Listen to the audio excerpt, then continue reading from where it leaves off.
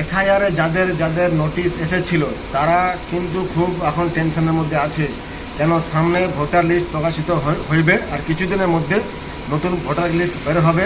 তাতে আপনার নাম আছে নাকি আপনি একবার চেক করে নেবেন, আর আপনি জানতে পারবেন কবে বের হবে।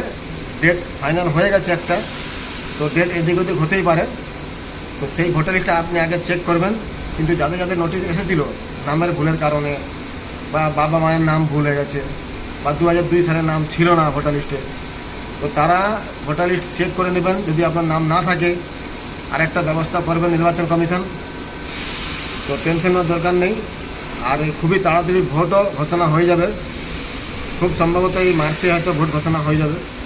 তো তার আগে ভোটার লিস্টে আপনি নাম তোলার ব্যবস্থা তাড়াতাড়ি করে নেবেন, ঠিক আছে? নাহলে খুব দুঃখ আছে, ভোট দিতে পারবেন না আপনি, ঠিক আছে? তো ভোটার লিস্টের অপেক্ষা করুন, আর কিছুদিন বাকি আছে। ধন্যবাদ।